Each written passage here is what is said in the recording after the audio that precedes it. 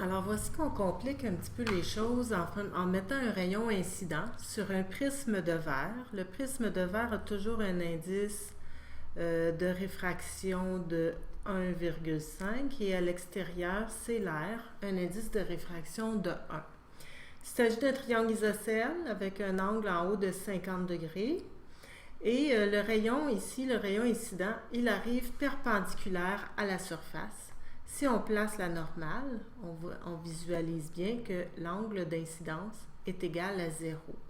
On pourrait faire la loi de Snell-Descartes en faisant N1 sin de l'angle d'incidence égale N2 sin de l'angle de réfraction. Et on trouverait un angle de réfraction égal à 0 degré aussi.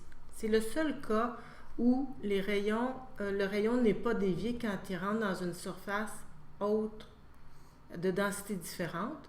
Le rayon continue tout droit sans être dévié. Angle d'incidence 0, angle de réfraction 0.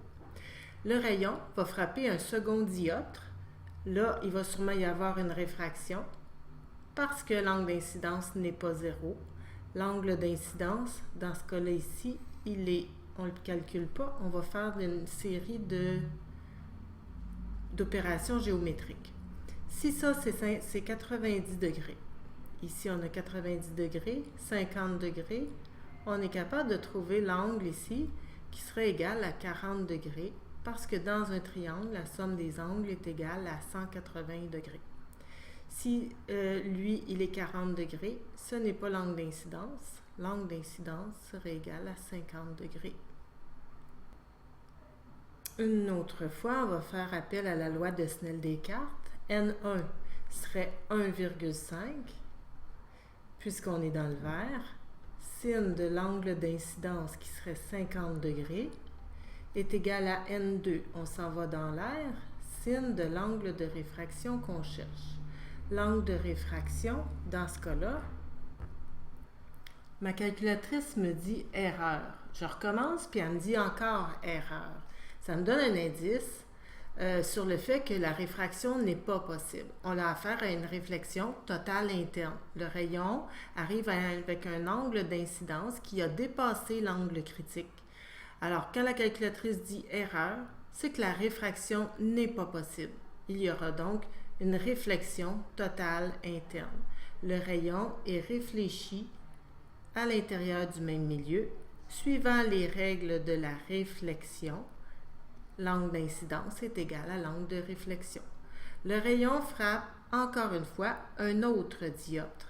On va placer une normale pour pouvoir savoir l'angle d'incidence. Et encore là, une série d'opérations géométriques. Si ici, c'est un angle droit, on a affaire à un angle de 40 degrés. 40 degrés avec un triangle ici.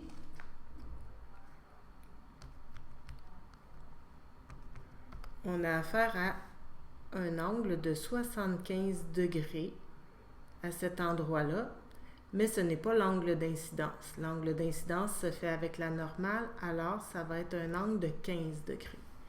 On reprend la loi de Snell-Descartes avec comme second milieu, comme premier milieu, le vert, 1,5.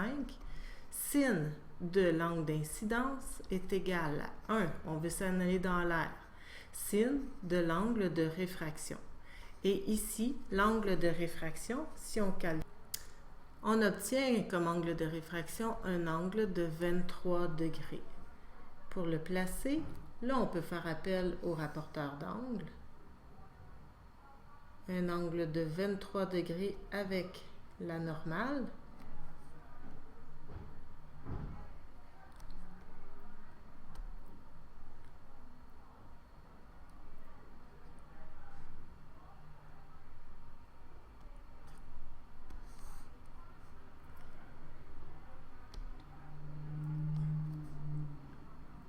Un angle de 23 degrés ici. Voici, le rayon peut enfin sortir du prisme après avoir fait une réfraction sans être dévié, une réflexion totale interne et une dernière réfraction en s'éloignant de la normale puisqu'on s'en va dans un milieu qui est moins dense. On prend de la vitesse.